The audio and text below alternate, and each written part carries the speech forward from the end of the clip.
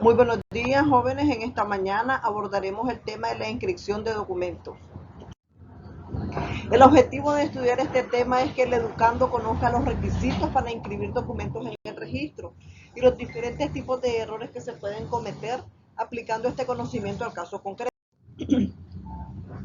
El artículo 44 de la ley 698 establece el alcance y plazos de la inscripción y dice que los títulos sujetos a inscripción que no estén debidamente anotados o inscritos no perjudican a terceros, sino desde la fecha de su presentación al registro respectivo.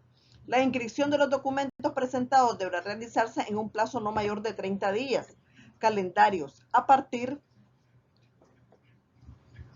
de la fecha de presentación. El artículo 45 establece las medidas para garantizar la autenticidad de los documentos. La Dirección Nacional de Registros dictará las medidas de seguridad a efectos de garantizar la autenticidad de los documentos que se presentan, las cuales deberán ser acatadas por las personas solicitantes, so pena de no serles recibidos. El artículo 46 establece la constitución de derechos y dice que únicamente pueden constituirse derechos por quien tenga inscrito su derecho en el registro o por quien lo adquiera en el mismo instrumento. El artículo 47 de nuestra ley 698 establece de la identificación unívoca de titulares de derechos y obligaciones. Es decir, que para la correcta, inequívoca y unívoca identificación de los titulares de derechos y obligaciones, además de su nombre, apellidos y generales, es obligatorio presentar su cédula de identidad ciudadana en el caso de abogados o abogadas con representación del titular de derechos. Deberá presentar además su carnet de identificación extendido por la Corte Suprema de Justicia. La anterior disposición rige tanto para personas naturales como para los representantes legales o apoderados de las personas jurídicas. En caso de personas extranjeras de tránsito por el país, deberán presentar su pasaporte y los extranjeros residentes en Nicaragua deberán presentar su cédula de residencia vigente. El artículo 48 establece la inadmisibilidad de documentos no inscritos. Es decir, que los tribunales de justicia no admitirán documentos susceptibles de inscripción de los que no se haya tomado razón en el registro, si el objeto de la presentación ante el tribunal fuere a ser efectivo en perjuicio de un tercero, un derecho que debió ser inscrito. El artículo 49 establece los terceros registrales. La inscripción no convalida los actos o contratos inscritos que sean nulos o anulables, conforme a la ley. Sin embargo, el tercero que de buena fe adquiera a título oneroso algún derecho de persona que en el registro aparezca con facultades para transmitirlo será mantenido en su adquisición una vez que haya inscrito su derecho, aunque después se anule o resuelva del otorgante él o del otorgante por virtud de causas que no consten en el registro. Tal protección se producirá siempre que concurran las siguientes circunstancias. 1. Que sea tercero registral. Se entiende por tercero registral al tercer adquiriente, es decir, al derecho ambiente de un titular registral a título oneroso. Segundo, que actúe de buena fe, es decir, por buena fe se entiende el desconocimiento por el tercer adquiriente de las causas resolutorias del derecho de su transmitente, no publicadas por el registro. La buena fe se presume siempre. Y tercero, que la transmisión sea a título oneroso, no gozando en consecuencia de adquiriente a título gratuito, de más protección que la que tuviera su causante o transferente, y que haya inscrito su derecho en el registro. Artículo 50. Acciones rescisorias, revocatorias y resolutorias. Las acciones rescisorias, revocatorias y resolutorias no perjudicarán a terceros que hayan inscrito su derecho. Y se exceptúan las acciones de rescisión o resolución que deban su origen a causas que, habiendo sido estipuladas expresamente por las partes, consten en el registro.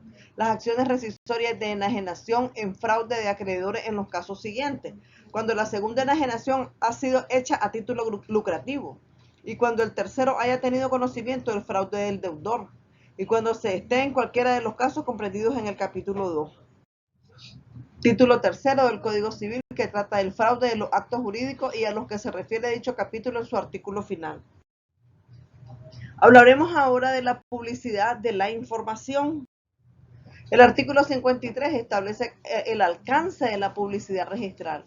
El registrador o registradora podrá negarse a expedir la información registral solicitada cuando considere que la solicitud se dirige a la creación de bases de datos paralela al contenido del registro, poniendo nota al pie de la solicitud del interesado de las razones y circunstancias por las cuales toma dicha medida e informando de forma inmediata a la Dirección Nacional de Registros para tomar las medidas que correspondan.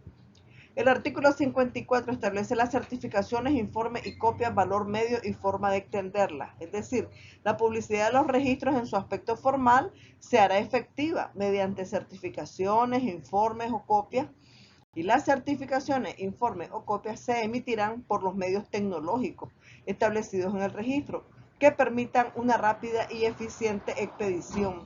La utilización de estos medios y herramientas serán aprobadas por la Dirección Nacional de Registro. La certificación registral es un documento público que acredita el contenido del registro.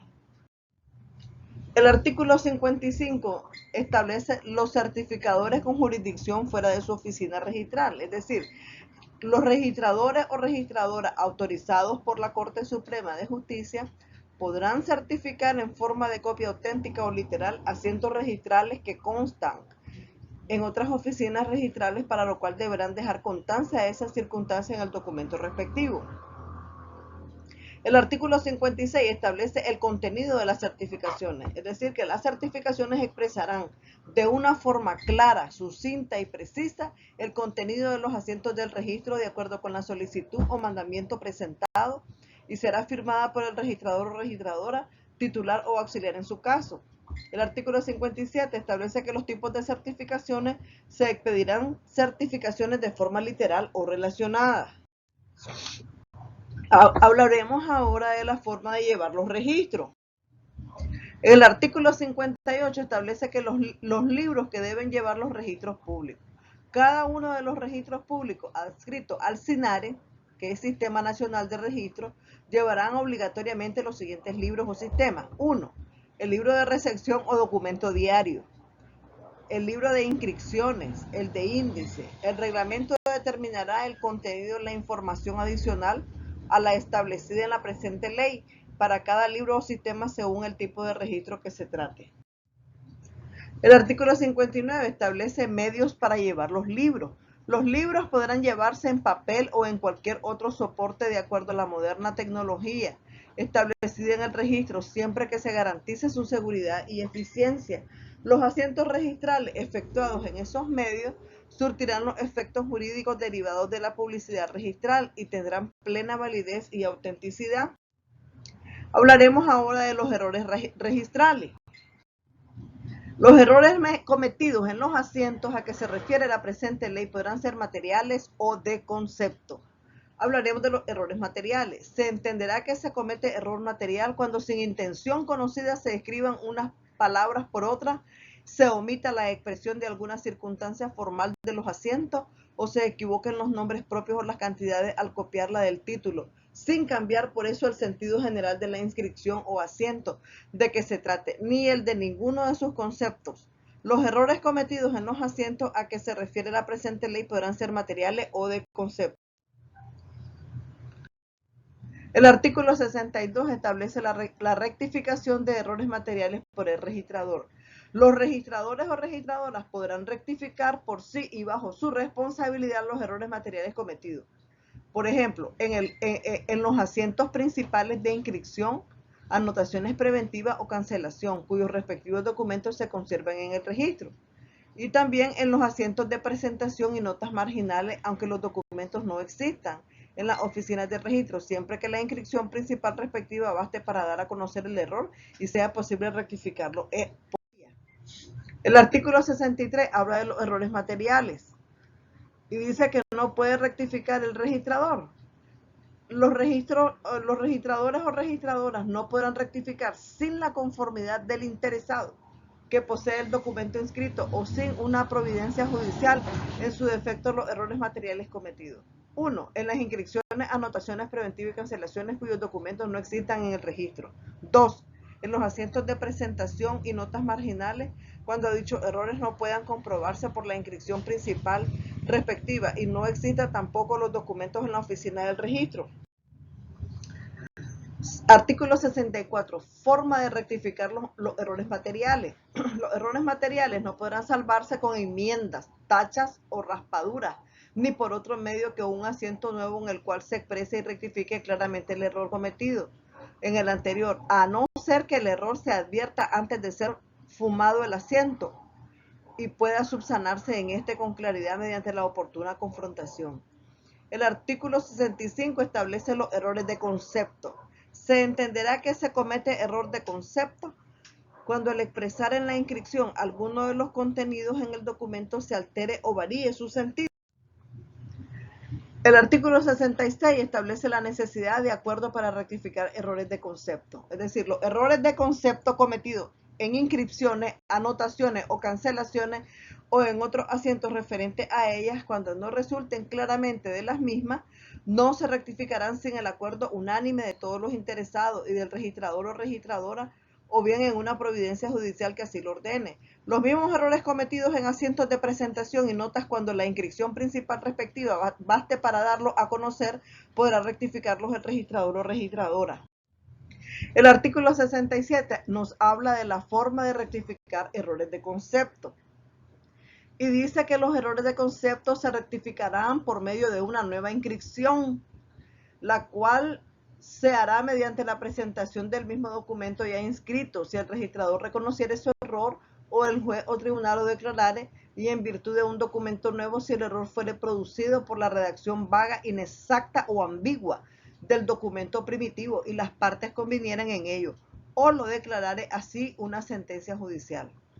El artículo 68 nos habla de la oposición a la rectificación. El registrador o registradora, cualquiera de los interesados en una inscripción, podrá oponerse a la rectificación que otro solicite por causa de error de concepto, siempre que a su juicio esté conforme el concepto que se suponga equivocado con el correspondiente en el documento a que la inscripción se refiere. La cuestión que se suscite con este motivo se decidirá en juicio ordinario. Gastos de la rectificación. El artículo 69 nos habla de los gastos de la rectificación. Todos los gastos que origine la rectificación serán a cargo del registrador o registradora que hubiere cometido el error. Artículo 70 nos habla de la vigencia y efectos de la rectificación. El concepto rectificado no surtirá efectos en ningún caso, sino desde la fecha de la rectificación, sin perjuicio del derecho que pueda tener los terceros para reclamar judicialmente contra la falsedad y nulidad del título que se refiere el asiento que contenía el error de concepto o el del mismo asiento. En ningún caso la rectificación del registro perjudicará los derechos adquiridos por el tercero a título oneroso de buena fe durante la vigencia del asiento inexacto. Muchas gracias, jóvenes. Eso ha sido todo en cuanto a la inscripción de documentos y en cuanto a los tipos de errores materiales y de concepto. Muy buenos días.